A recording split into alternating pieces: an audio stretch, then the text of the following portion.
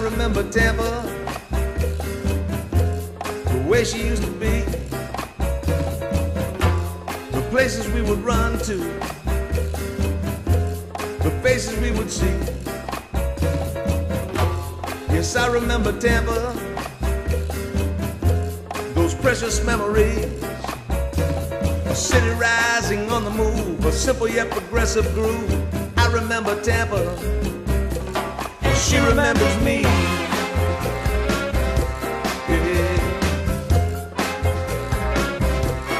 She remembers me.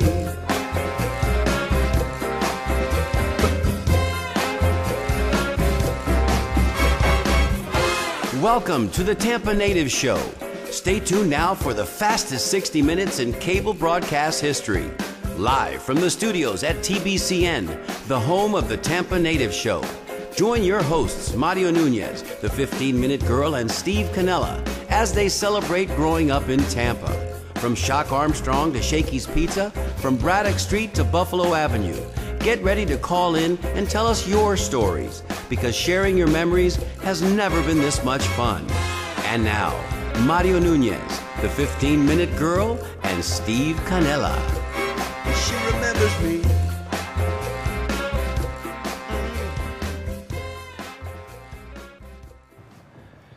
Welcome back, everybody, to this, your Thursday night edition, 7 o'clock, the Tampa Native Show. And as you can see, we are celebrating tonight. We're celebrating all things All Hallows Eve. You know, tomorrow is the 31st of October. And if you haven't bought your candy by now, well, you know, what are you waiting for? Because it's tomorrow. Let me just introduce the panel as if you didn't know who we are. That fellow over there is normally Steve Canella, but tonight, Dr. Saul. Dr. Saul. Dr. Saul. Normally. Dr. Saul, and primarily the reason he's Dr. Saul tonight is because, well, let's set this table up front, Steve. Okay. And now that you don't know this, today is the 30th. Forgive me. Today is the anniversary, October 30th, Right. of an official proclamation by our former mayor, Sandy Friedman. Sandy Friedman. Tell them what the day is, Steve. Today is officially Dr. Paul Bearer Day. Dr. Isn't Paul that Bearer incredible? Day. That's right. That's right. Perfect. Perfect timing. Yeah. So we couldn't get Dr. Paul because, well, he's under contract to another studio. So we got his very alter ego. very erstwhile cousin, Just as a Dr. cousin. Saul. Dr. Saul.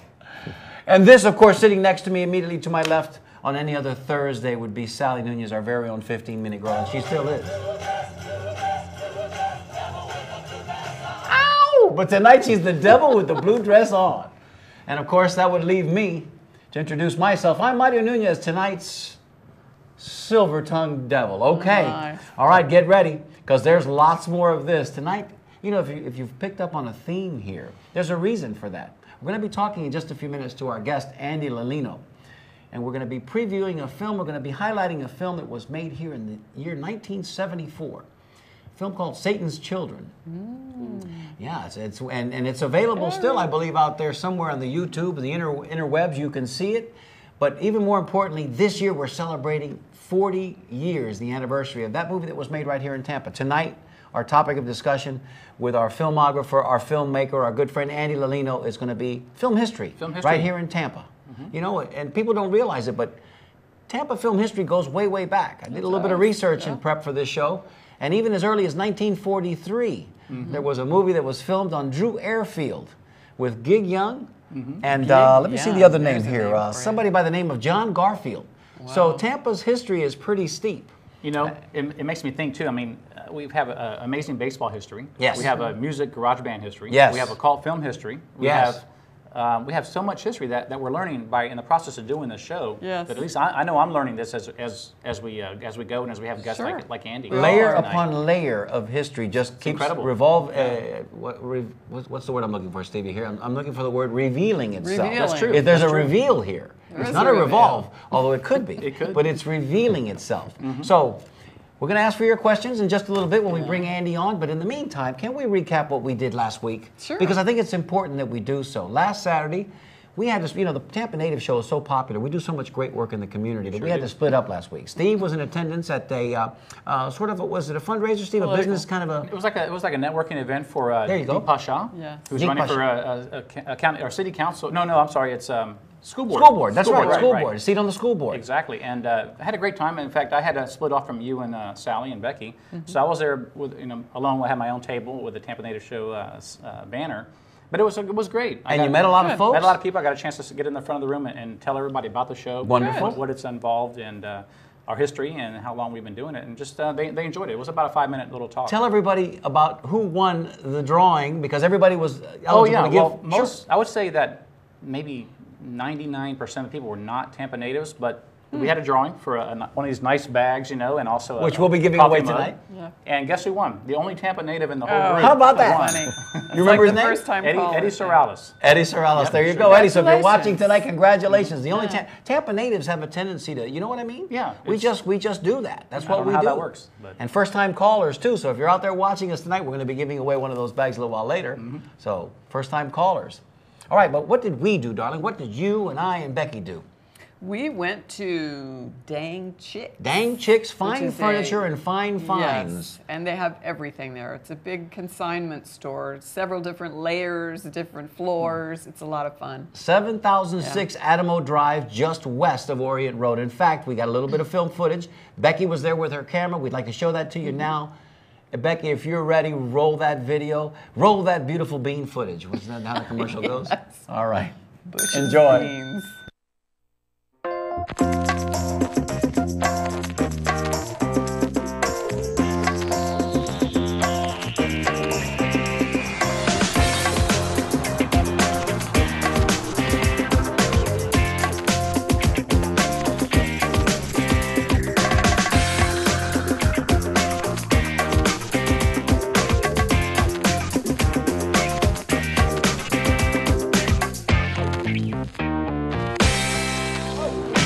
Hi, Tampa Native Show fans. Here we are at Dang Chicks.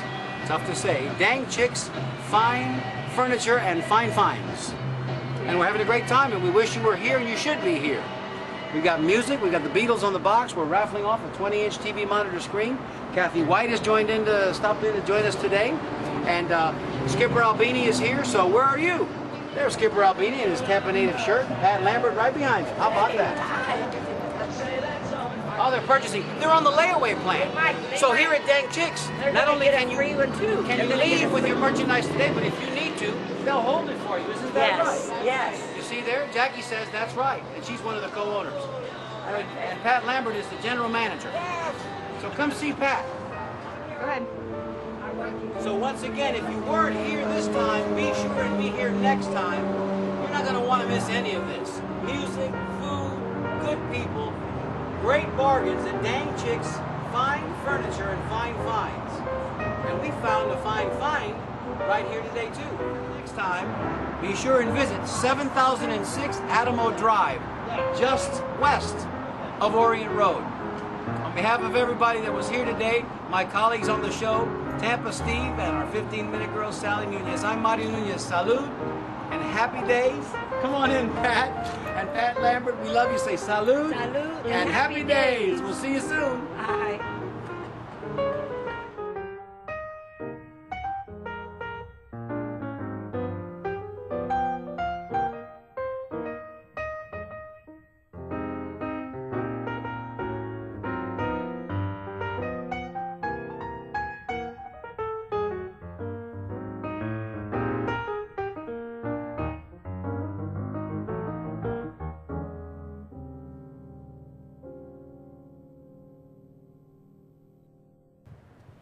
Thank you, Becky, for putting that together What a great for us. job That you was did. really, really nice. And Catchy there's beat, going to be too. a lot more of that happening because as the Tampa Native Show continues to grow, and we expect that it will, nothing's going to stop us now. We got wind at our backs. We're going to be coming out into the community more, adding more value for our sponsors as well. Absolutely. So for those of you that are our sponsors currently or considering being our sponsors, get ready. We're going to have camera, will travel. We'll be out in the community. It Come was see fun, you too. very soon. Lots of Lots fun. of fun. And if you notice, there's lots of stuff. There's There lots and was lots a of lot stuff. of There's stuff lots of there. stuff there. I have to go.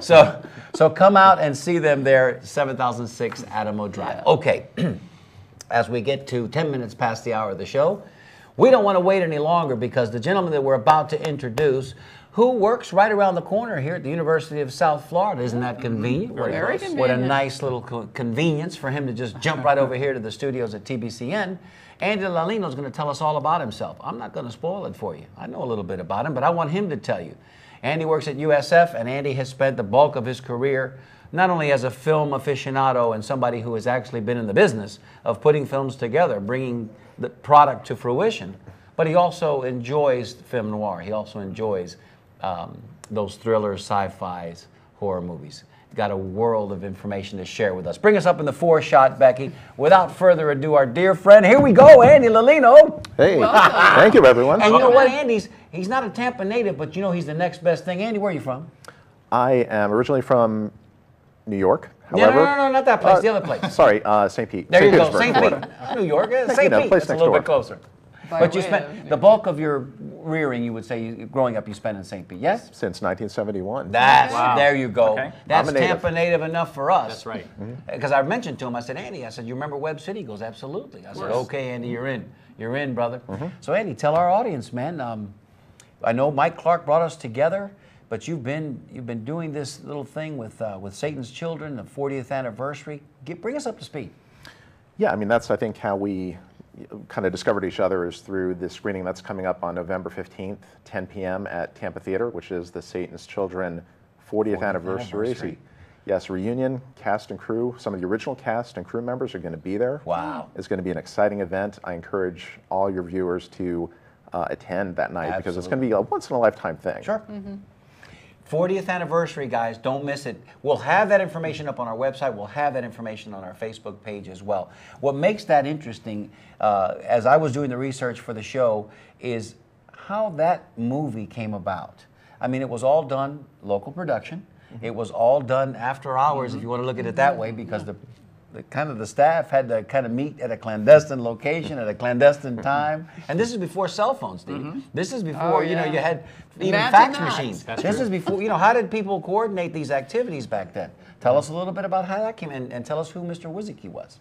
Well, sure. Satan's Children came about. It's an independent film made in Tampa by Tampa natives. There you go. A lot of the crew people were from WTVT Channel 13, which I'm sure a lot of your viewers remember. Absolutely. Big 13? Big 13. Yeah. Sure. Mike Clark, let's give credit where credit is due. Mike Clark runs one of my favorite websites, big13.com. Yes. It is great. And he's responsible for putting me in touch with you. Yes. And all you guys, and thanks to Mike for that.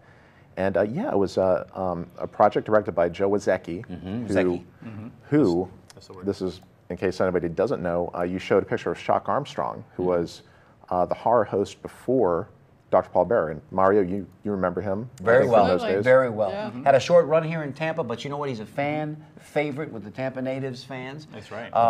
We all remember, his favorite, his famous expression: "Start the movie, start the movie." And that lent itself to what happened in the next decade with Dr. Paul Bearer, who we kind of celebrate tonight a little bit. But Shock was the originator. Shock, well, actually, I think there was another horror host before even Shock Armstrong. In the Tampa area? In the Tampa area. All right, here we go. Well, Go Well, search the name that. escapes me, Yeah. but it was a husband and wife team. Really? And if you go on Big 13, you could find out that information. But getting back to Shock Armstrong, Joe was the director of all of those segments Okay. of the Shock Armstrong show at WTVT Channel 13. Gotcha. And he's an interesting character. Joe is a real, if you like horror films, if you like cult movies, Joe is like one of our pioneers of cult film and cult TV in this area, having done okay. Maybe Shock we should Armstrong. get him on the show. And he's still about? He is not. He had passed away a few years ago. We lost him. We lost Although him. we Lost definitely him. keep him in our Too late. memory tonight. Absolutely. Well, that's part and parcel while we're doing the show tonight.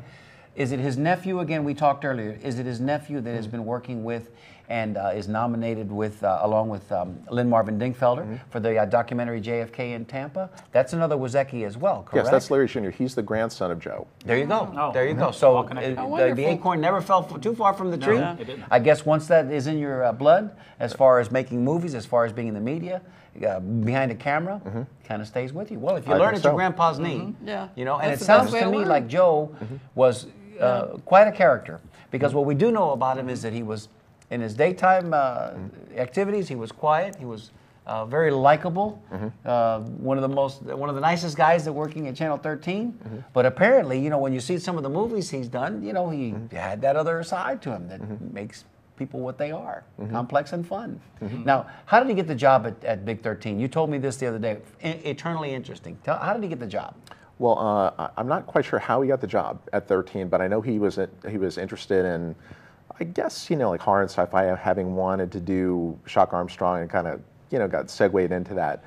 But also interesting about Joe is he did another movie, which is a lost film in it's either 68 or 69, called Willie's Gone. And I think it was kind of like a civil rights movie. So, Joe has a track record in, making a couple of independent cult movies here right here in our area. Right here. Willie's Gone was shot here as well by a lot of the same crew members that worked on Satan's Children in '74. So interesting history. Yeah, I thought you had mentioned to me, and maybe I'm wrong, correct me if I'm wrong, but I thought you had mentioned to me that he got discovered. He got offered the job at Big 13 because he had come in to do some contracting work, or he had done something like, hey, Joe was building these cabinets, and then somebody offered him something that could only have happened in 1959 or 1958, where you come in off the street and somebody says, hey, have you ever stood behind a camera before? You want to do this job? And for the next 40 years, you spent in TV production. Sure, that's very common. You hear those only stories back all the time. then. Yeah. Now people, people either go to technical training school, pay a lot of money, pay a lot of money to get specifically trained, have your certification behind you, and then spend 6 years in college. I want to go back to the early days. I want to go back to the early days when, you know what? We all want to go back to those when days. Marilyn Monroe was discovered at the soda fountain, right? But we've already got callers. As we expected, they would be calling us tonight. We'll get to your callers to the callers in just a second. What else do I want to ask you? I want to tell you. I want to share with our audience as well, because in researching again for the show tonight, look at this. 1943. I mentioned at the top of the show. 1943. There was Drew Airfield was highlighted in a show called Air Force. Okay, with John Garfield and Gig Young. But then in the 1960s. Hey, who's that guy? Oh, he showed up right over my shoulder right there. Kind of freaked me out. He's right there. In the 1960s, Route 66. Very, very popular show here. Black and white TV land. Of course. They had about 6 episodes that were filmed right here up and down the Bay Shore. Because Tampa has magnificent weather. We're coming into that good time of year where the weather is really stable. And you can work outside. It's not going to rain. The heat's not going to be a problem. So film production should be just now starting to ramp up outside. 74 and 75, of course, Satan's Children we talked about. And another movie that I was talking to Andy about that I saw at the theater, Britton Plaza, in 1974, a movie called Scream, Bloody Murder. Now the movie, I got to be honest with you, is hard to sit through because it's not real good. Because it's early film production here in Tampa. But what was interesting about it was there was a house located that's still there now. It's on Bay to Bay and Church Street, old Spanish Mediterranean stucco building that was used for a lot of the outdoor shots and some of the indoor as well. And I remember going by there. Typical thriller, bloody, cutter slasher movie. And I guess the reason that those movies are the first ones that are considered is because it's easy to scare somebody. Let's face it. You can get a flashlight, stick it under your chin, and go, ooh. Blair Witch Project cost them $18,000 to make. They made $9 million. I'm just saying, horror movies still play. So, and then of course in 1993 was Cop and a Half. In 1996, does anybody remember 1996? There were a series of TV pilots that were shot here. One of which was called Second Noah. Second Noah was produced right here as well with local talent, local production. Yeah. So, and then most recently we had Spring Breakers, which was another fabulous movie. Not really. Didn't get mixed reviews, but that was shot over in St. Pete, and so there's a lot of things that are, and Dolphin's Tale. Dolphin's Tale is a big success. With Morgan Freeman. Anytime you get Morgan Freeman to be involved in a project, you've got your project has legs. So, what's my point? And The Punisher. And how can we forget The Punisher? Because it's in my notes. And the reason I need to say The Punisher is because our producer here, Becky Yata, worked on The Punisher. Right. And that's kind of what whetted her appetite a little bit to get involved in this business of TV and movie making. So, Tampa is becoming, and should be, a hotspot for movie making activity. It really should. We got a little work to do. We got a little work to do. People up in Tallahassee don't believe that it's necessary to offer tax breaks to those production companies that are coming in here from out of state to do work. And as a result, they're taking their business and they're going to New Orleans. And they're going to Atlanta. So let's. I think the mayor is actually making some steps towards that direction for getting more movie. And he needs to production. because Yeah. he's a very proactive mayor. He's a business. You know, our mayor is very proactive, and he's Bollywood was He just realizes, here. right, Bollywood value. was just here, so we're on the map. Now it's just a question of refining. We've got plenty of talented technical people here, people like Andy who produce. So I mean, it's here. It's all here. There are acting schools in the area, too. Acting schools in Yeah. the area, plenty of acting talent, and what isn't local, we'll come in here. I mean, John Travolta just lives in Ocala, so he's a state resident. He's right up the street. Yes. It's happening, people. It's happening. Let's take a caller. Let's go to 4. Andy, bear with us, and this may be a question for you. Caller, you're on the air with the Tampa Native Show. Tell us your name and where you're calling from. My name is Hugh, and I'm calling from North St. Petersburg. This is Hugh Perret from North St. Petersburg. I still can't get used to saying calling from North St. I know. Petersburg. We're struggling with that. I had a couple of things to mention. First of all, that mention of The Punisher. Yes. Probably know that there was a segment of that film that was filmed in the old Goody Goody restaurant, one of my favorite hangouts. Yes. And it was filmed there. And actually, there was some extra tables, and I think the cabinet they gave them, it didn't last long because they went out of business because the owner didn't renew the lease and so forth and so on. Right. But part of that was filmed there. The other thing I wanted to make mention of, and kind of with how the theme is Rondo Hatton, who, although his films weren't made here, he was from here, and some of the great horror films were just a few of his horror films, were The Creeper, and I'm trying to remember the other one, but he's buried in the Veterans Cemetery on Kennedy. Oh, wow, okay, very good. Hey, listen, Great that's a great information. scoop right Yeah, there. that is. And we're going to ask Andy about Rondo Hatton here in just a second. But don't look now, Hugh, because Goody Goody is coming back. I know you know this. Our dear friend and sponsor, Richard Gonsmart, and he's going to be on our show, by the way. But here's a spoiler alert. Andy, spoiler alert. Richard's coming back to do the show. Stay tuned. December 4th, he's going to be in studio with us to tell us all about Ulele and what's going to be happening with Goody Goody. That's gonna be great. So let us get your Bolita number. I appreciate the tip on Rondo. We're going to ask Andy about that. Bolita number? It's going to be, I'm going to take a different one this time. I'm going to take number 40. Number 40 40, it is. Mike Allstott. All right, thank you. I Thanks, appreciate you, You Hugh. always have great questions. And we still can't get used to you living in St. Pete. You left too soon. Goody Goody's coming back. Goody Goody's coming back. We'll see you, Hugh. Tell us what you know about Rondo. Well, I actually have an interesting story about this. Come on, man. This is why we do this show. When I was filming my first short film back in 2002, it's a movie called Filthy. It's not a porn movie. It's a horror film. Thank it's goodness a short for that. film. Right? Yeah. Because Steve about fell out of his chair. But go ahead. Well, Filthy takes place in a house full of garbage. Okay. And piles of garbage. That's kind of like the set design. hoarders? Like hoarders. Yeah. Before If the you will. word became popular. Sure. The movie came out in 2004. You can learn about it on filthythemovie.com, incidentally. But anyway, I was just trying out different people to see if they would be interested in, helping us out with production design. And I got in touch with Robert Burns. Now, this is the guy who designed the inside of the house in the Texas Chainsaw Massacre. Yes, sir. Oh, my. And a 1978 movie called Tourist Trap. But Robert Burns was an expert. He's passed away, but he was an expert on Rondo Hatton. Nobody knew more about Rondo than Robert Burns. And so we were in touch via email, and he said, Andy, I'm coming to Tampa to accept an award on behalf of Rondo at the high school.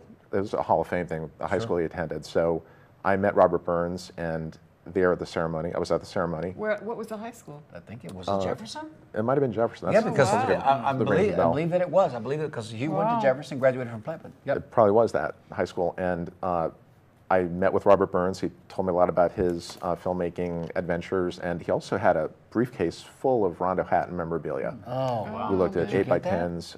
Well, it was his. He carried around a big briefcase just full of it, and he just showed me. He took time out to show me all these things. It was just a great night. I'll never forget it. sounds like it. Never forget What? my That's a experience. terrific story, man. Yes. Well, that's right.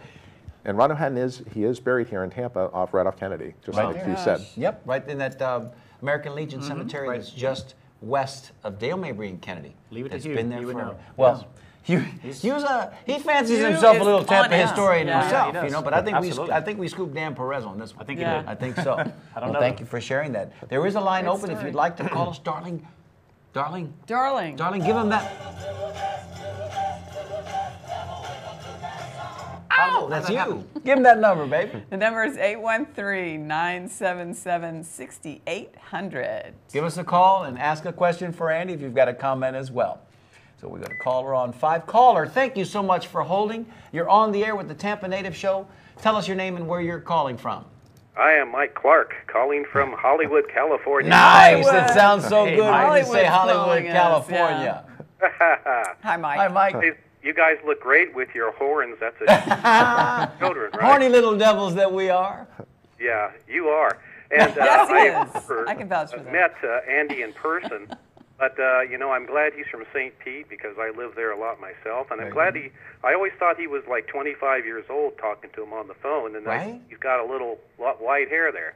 Yeah, no, That's blonde. Come on, Mike. He's got He's those very dulcet tones, young. man. He's got a great voice, man. I'm sitting here listening to him. You know, that's He is. He's great. Could I circle back and cover a couple of things that I heard while I was listening? absolutely. Sure. Yeah. Okay, first of all, Joe's last name is pronounced Wiziki. Wiziki. Wiziki, Okay. that's all what right. I thought. Wiziki. I like it. I like it. Yeah, yeah. And he really was one of the most beloved people at 13. And like you were commenting earlier, Joe was such a light personality that when he decided to go into movie making, we were all kind of questioning, geez, he kind of picked a dark topic. But I'm sure, as Andy will recall for you, many filmmakers got into the business through making horror movies. Probably because it was easier to start that way, you think? You can always scare people, Yeah. and the plot line is easier, I think, to develop in a lot of ways. And we Blair Witch broke the mold, man. I mean, they set the template, and then the next thing you know, Yeah.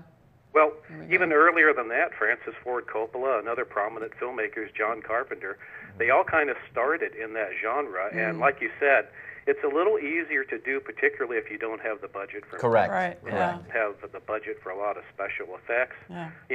Fake blood is not all that Fake blood's not that expensive, man. I know how to make it on Ketchup. Yeah, you can use Bosco or you can use some of that chocolate syrup too, because in black and white it all shows up. Right. So Joe, who was the producer of the noontime blockbuster ratings Pulse Plus, Hey. and also, as Andy mentioned, had worked on Shock Theater. He was the original producer of Shock Theater with Shock Armstrong.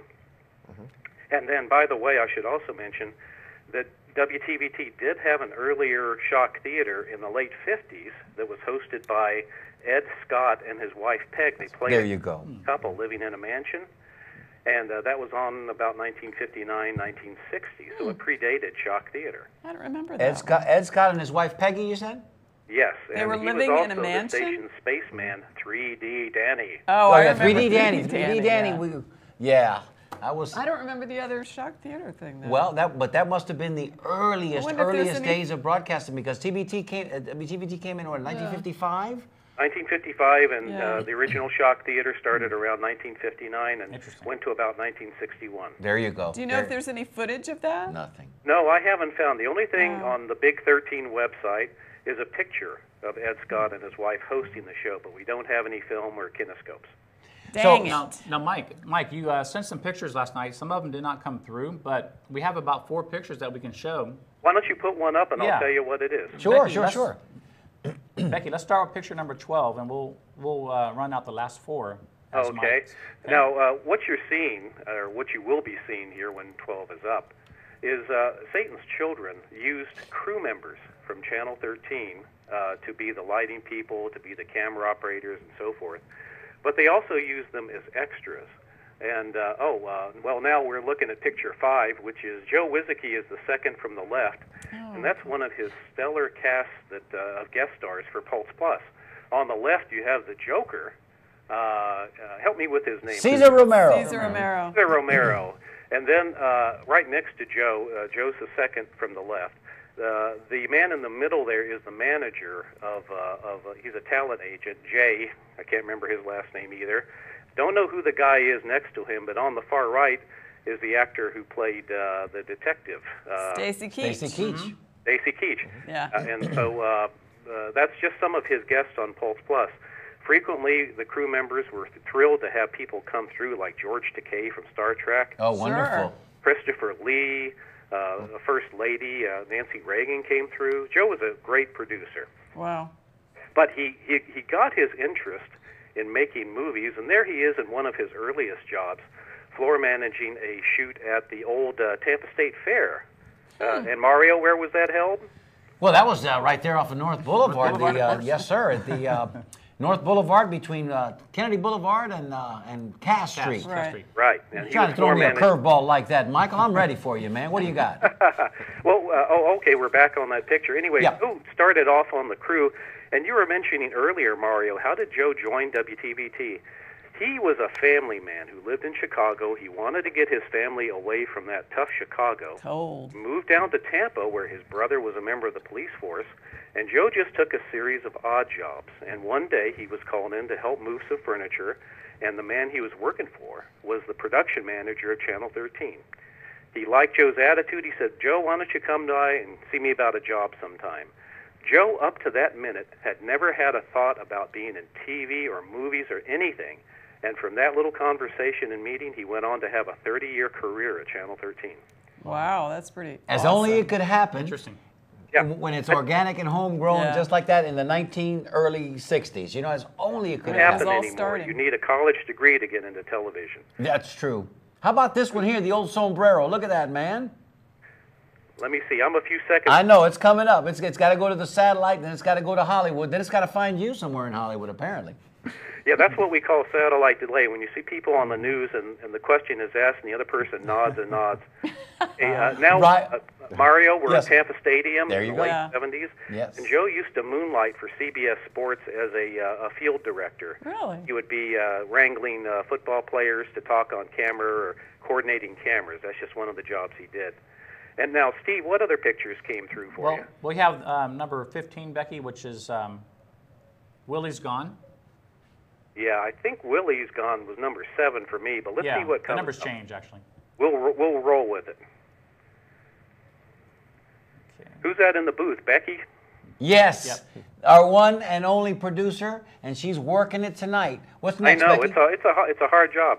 This is a poster for Joe's first film called Willie's Gone, and what he did was he went to other people at Channel 13 to raise the money to film this, and it was a drama filmed in the late 60s, and unfortunately it was not a financial success, and so it was a few more years before he tried it again with Satan's Children.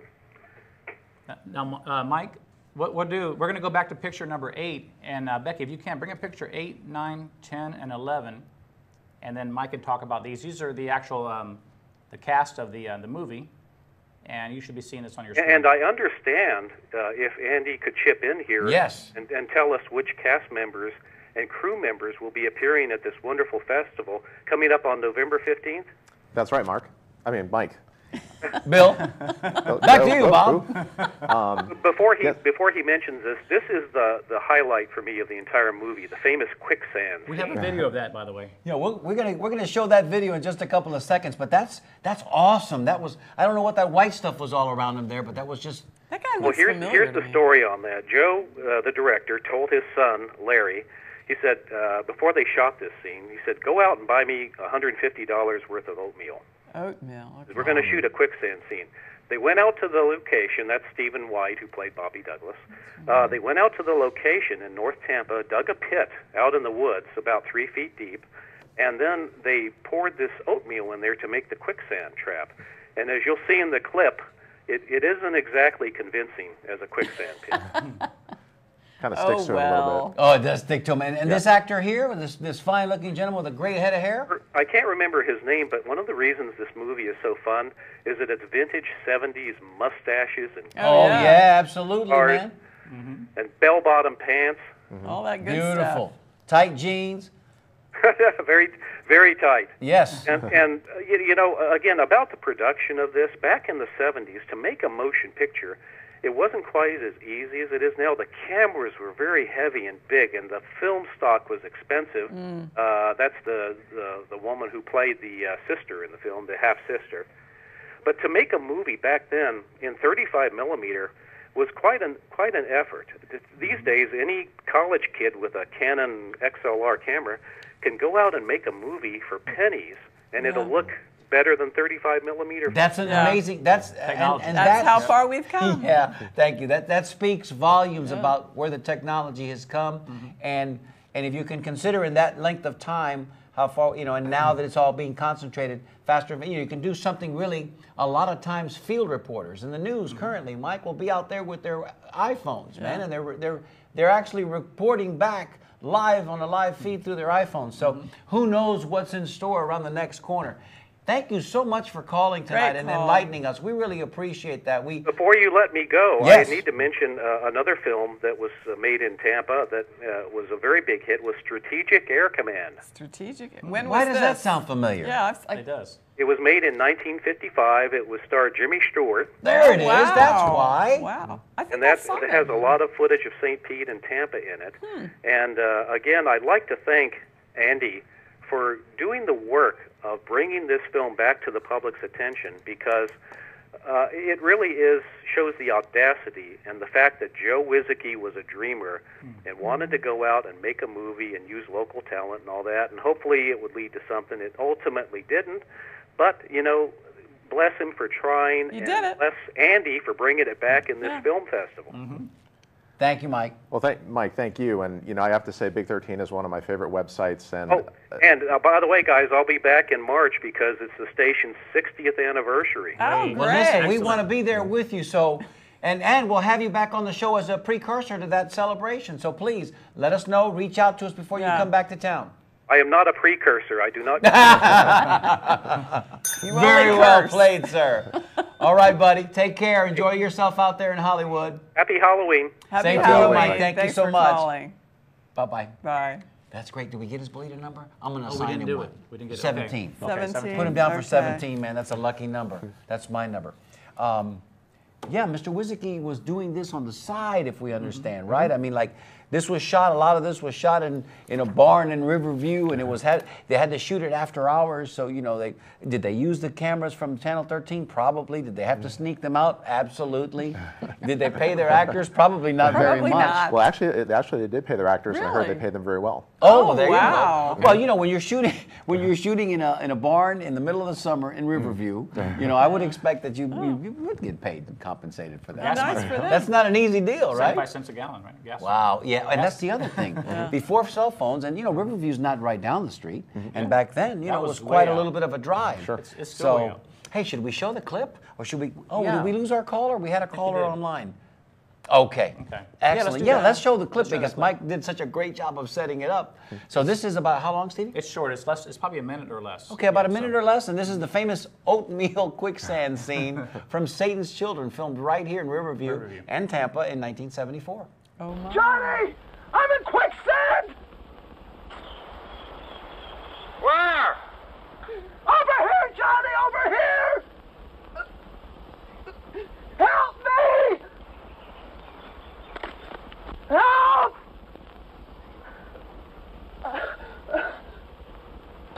Help me! Help me! Please help me! Help me! Help me! Help me! Help! Help!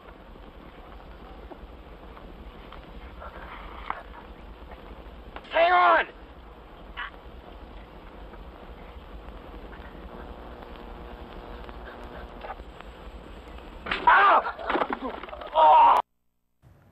Yikes. Wow. That was a dirty trick. Tremendous.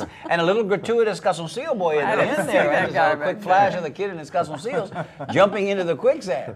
But you listen, I tell you what, it was probably a lot of fun to be a part of that. Sure. Because, Yeah. you're doing some stuff, like Mike said, that's a little How out there long on did the that edge. take? How long did the actual Good film? question. Film Do you take? know? I mean, to Not produce sure. that? I think it's probably about, about 4 weeks, Yeah. possibly. Yeah. I was thinking that's my about best that. guess. Maybe between that and 45 days, maybe. Was that done just on weekends, maybe, or off work time? I guess. Probably a I'm little sure. both. Yeah. Little Yeah, both. because if it's a daytime shot, you know what I'm thinking? It's Yeah. probably on the weekends. Yeah, probably. If it's an evening indoor shot that could be Interesting. lit, you're working at 2 or 3 in the morning sometimes. Right. Yeah, I just want to say, like, getting back to Joe for a second. Sure. It's very common to think that filmmakers kind of are a doppelganger of what they shoot, but often it's not the case. I mean, usually, I know a lot of horror fans and horror filmmakers. They're usually the nicest people you'd ever want to meet. They're not Right. violent at all. Yeah. You know, when I made Filthy back in 2002, I mean, it's nothing like I am in real life. You know, I'm kind of a family person, and I kind of very mild-mannered.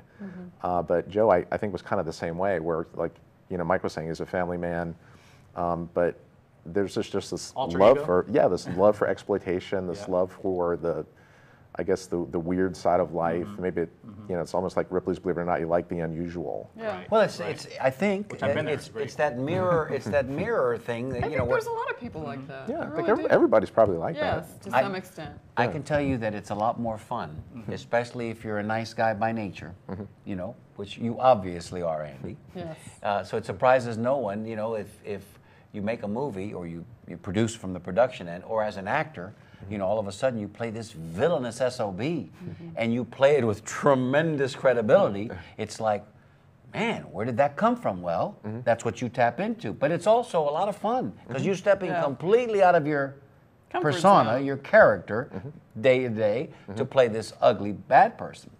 So Sure. that makes perfect sense. Well, we were talking about Dr. Paul Bear. It's Dr. Paul Bear Day in Tampa, October 30th. And, you know, it was really Dr. Paul Bear, when I first saw his show in '73, that got me interested in horror, science fiction, comic books, all those type of genres.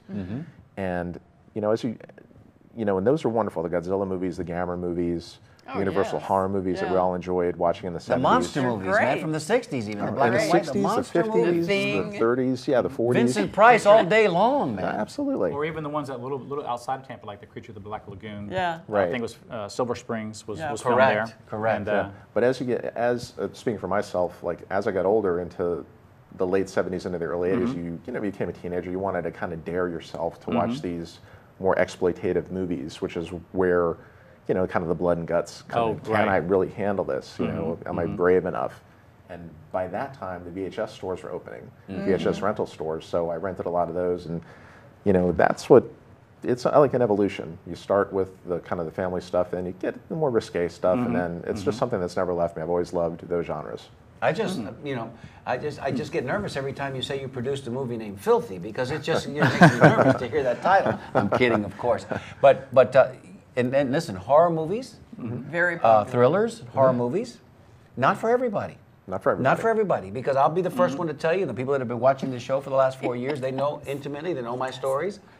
The first time that I saw William Friedkin directed The Exorcist with Linda Blair.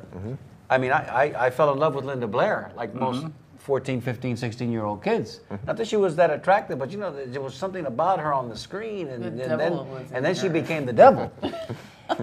And then I didn't sleep. I had to sleep with the lights on for like 6 months because it was like, that was the freakiest, You still scariest can't movie. watch that movie. some of those No movies doubt. stay in your mind. In fact, Yes, they do. one little saying from one movie, you remember, I'm sure you know the name, but it was, they were here. Oh, Remember come on, that? Poltergeist. Poltergeist, right. Yeah, no. It's all of those movies, and especially I think if they tend to deal with, and you know, Satan's Children lends itself, and that's why we're dressed the way we are tonight. Satan's Children kind of lends itself to that just in the title alone. So anything with that that Pentecostal upside down start pentagram thing, you know what I'm talking about? Sure. Anything with the horn, it kind of. And especially if you had, Stevie, if you had some parochial school upbringing, you know what I mean? And if you were raised close to that the whole theory and stuff, it's like that dark side. I'm nervous right now. We are too, man. I don't even know why. Well, What? speaking of they're here, it's here, and it's 15 minutes. She got us again.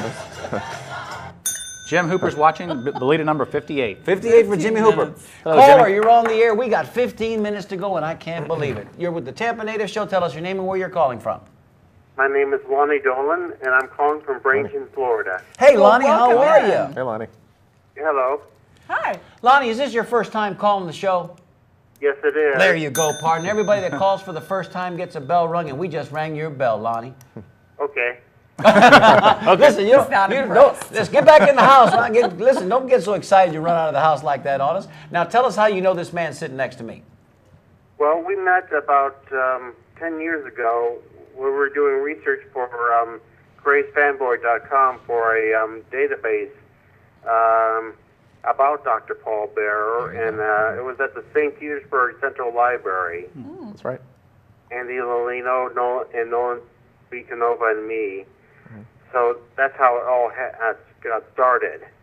Have you always been a fan of that type of movie and you know, either the scary movies, the thrillers, the black and white horror movies that come to you early in your life?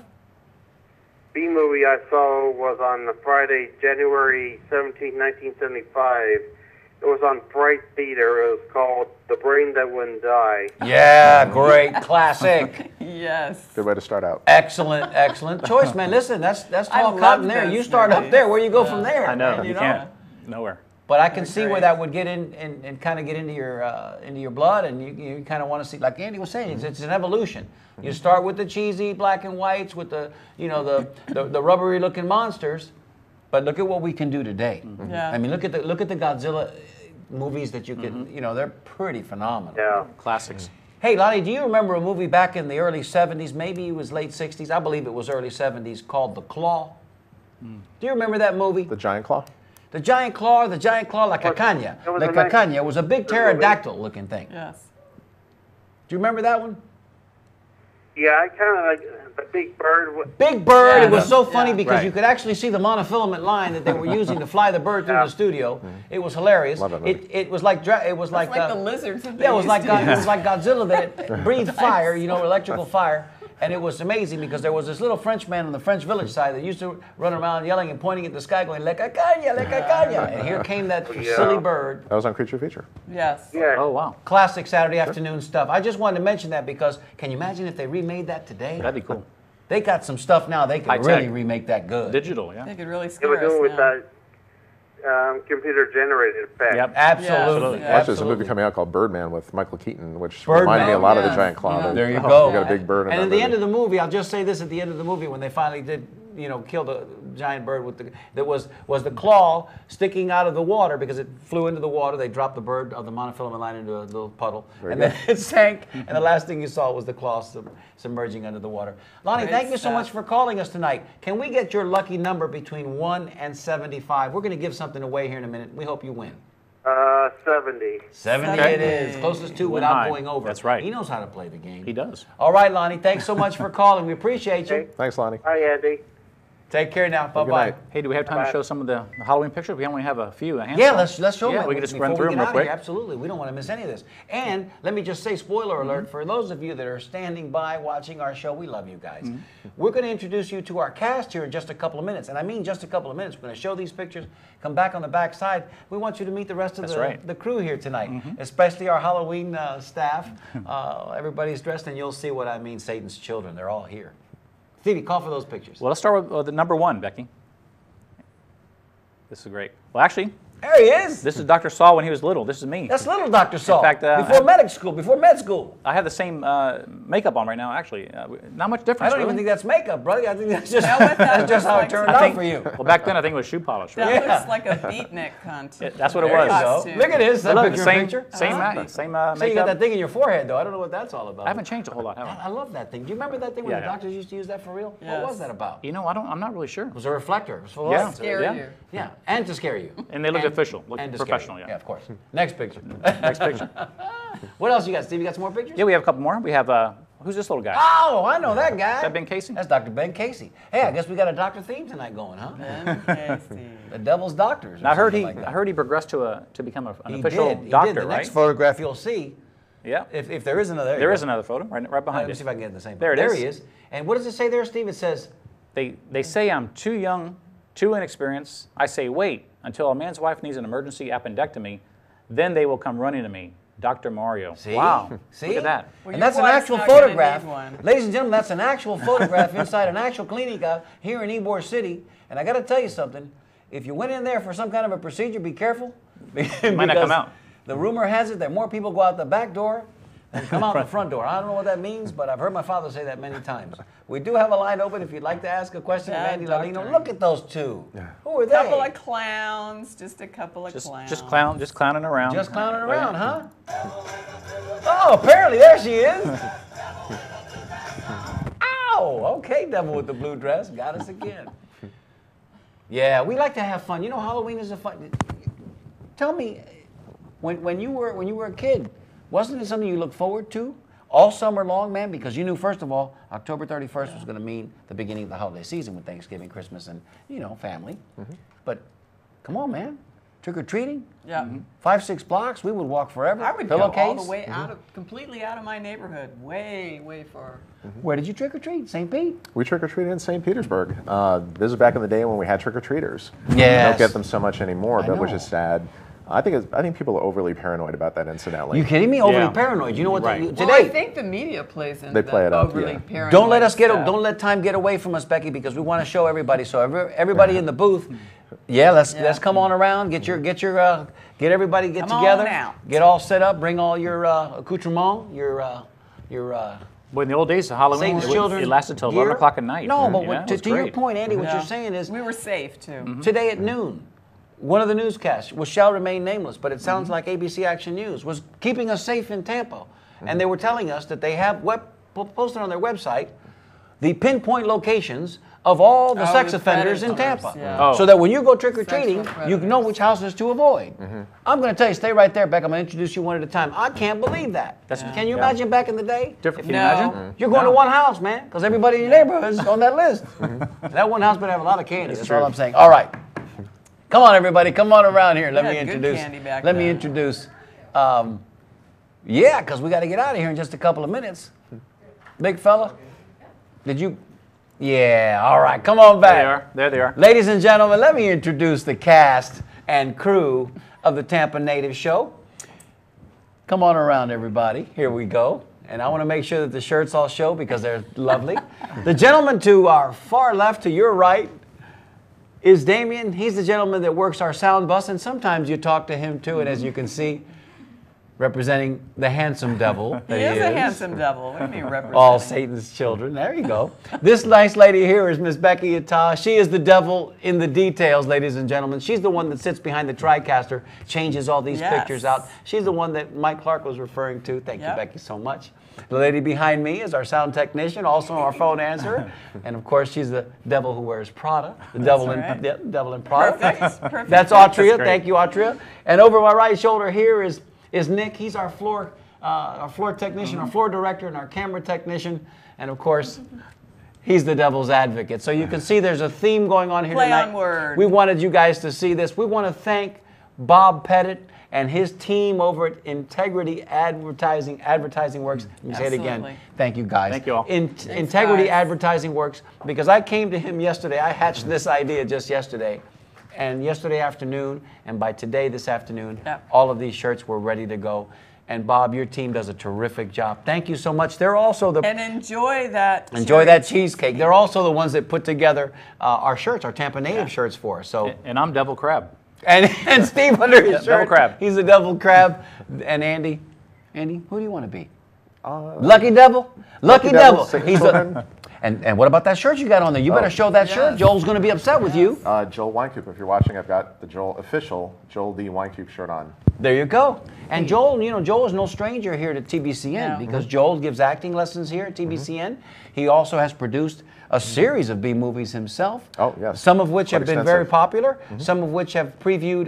You know what? We should probably get with Joel and see if he might want to contract with Studio Movie Grill. That'd be neat. Easy for me to say. And see if we can't bring a group of Tampa natives in and fans of these wonderful movies to watch one of his movies. Stevie? We could do it. Hey, real quickly, let's show, if we can, 2 pictures. Please. That Andy can enlighten us on. Okay. Becky, bring up picture number 6 and 7. 6 and 7 real quick. Here we go. Talk a little bit about that. Yes, this is Wolfman Matt Kelly's Monster Matinee. This is an event we did last year in November and December where we showed old horror movies, House on Haunted Hill. I love that movie. And Frankenstein meets the Wolfman. Oh, remember that? Classics. Wanted to recreate the horror host experience for Tampa Bay fans, just like Dr. Paul Bearer did back in the 70s, Oh, 80s, and 90s. let's do it. Great Let's idea. do it. Let's do it. We did it. We did a live event. Let's do it again. Wolfman Matt Kelly, also known as Matt Kelly, was in full makeup with Boney Bob, his sidekick there. I and hope we he's had a lot of watching. fun. Where is he now? In Pensacola, you said? Or is he up in St. Jacksonville? Augustine. Oh, St. Augustine. Mac, if you're watching, man, we want to have you on the Tampa Native Show. Come on down here, reach out to us. Look at this, Tampa Picture Show. Is that right, Andy? Yes, Tampa Picture Show. We did the Cult Movie Mania Screaming Cinema series where we showed more modern era cult movies, handpicked by myself. They were just a great array of just the cult movies, exploitive movies, horror movies, anything you can imagine. I love the graphics. They're so colorful. Really, Yeah. really slick They stuff. Really good catch your stuff. eye. I mean, And that's your work right there. Good job. Good job, Wow, Andy. you did that yourself? You know, Mike, Wow, our amazing. dear friend Mike Beluha, who created the song I Remember Tampa, is a big monster buff and a big monster movie buff. And he I hope he's posted watching that out now. there today. So we hope that you've enjoyed this show, Mike, and everybody that... All of us were fans of those movies back then because It you know was what? great. It was benign fun. Yeah. We all like to get our pants scared off. And even though some of us had to sleep with a nightlight, not me, I'm not talking about myself here, but some of us had to sleep with a nightlight. It was fun to be scared like that. Do you know what I mean? Oh, sure. I mean, then you had big brothers that terrorized you, or big sisters that terrorized you, locked you in a closet, sat on your head, whatever. But those movies bring us right back to a wonderful time in our childhood. They sure do. And we're Growing so up glad. in Tampa. And I like personally myself, and Andy, for you as well, I'm thinking it's for all of us. Scare me is okay, but don't gross me out, right? Because the gross me out stuff we can do without. You can scare me. We could do without that. Okay. I just want to say. You know, and as Dr. Saul, I want to say, medicine is the best laughter. It is. Whatever he said. Andy, thanks so much for being here. Thanks for that tip, Listen, Dr. Saul. put something together for us. We will drive the attendance towards that event. And if you do something like this again, this Monster Mash, Monster Fest, we will be there, front and center. Thank you very much. Thanks for making the trip in from all the way from the campus of the U.S. University all of 3 South minutes, Florida. right? Long haul. Get that bolita number real quick. Yes, Wait, we got who has lots- Who has the bolita balls? Oh, my gosh. They're here. They're here. They're here. Here they are. Quickly, before we run out of time, oh my goodness. Andy, get in there, rattle it down, and pick a good number. And I hope Lonnie wins. I hope Lonnie wins too. First time callers usually win. Do I say it or? Yeah, 33. I think it is going to be Lonnie. Come on, Lonnie. Yes. Lonnie. No, he was high. No. Oh, he went It's over. gotta Lonnie. be Mike Clark. Is it Mike Mike Clark? Clark. Okay. Mike Clark is our winner. Mike, come on back to Tampa, man. We got a bag for you. There it is, Tampa Natives Joe bag. Because we know in California you can't be using them plastic bags Very handy. anymore, That's man. right. Okay. We should do Real that. quick, I got to say this. If you wanted to watch last week's show with Rodney Justo, which was really fun. Great show. Right after this show, turn it over to channel 36 Verizon and turn it right over to 949 Bright House for last week's show. Hey, let's get our cups up, everybody. Let's do it. To everybody that puts this show together, all of the devil's children, all of Satan's children, thank you so much. Just tonight. That's Tampa Steve. Here's our 15-minute girl. This is Andy Lalino. I'm Mario Nunez. Salud and happy days. We love you, Tampa. Yes, we do. See you next week. Happy Halloween, everybody. Happy Halloween. Bye-bye. Thanks, Andy. Thank you. Back when we were younger and everything seemed new,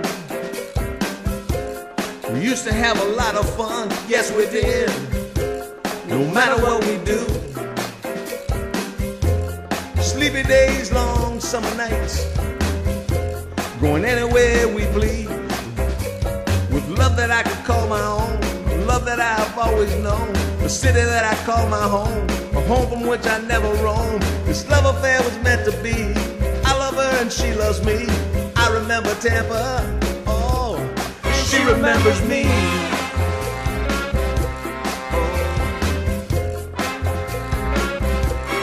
She remembers me.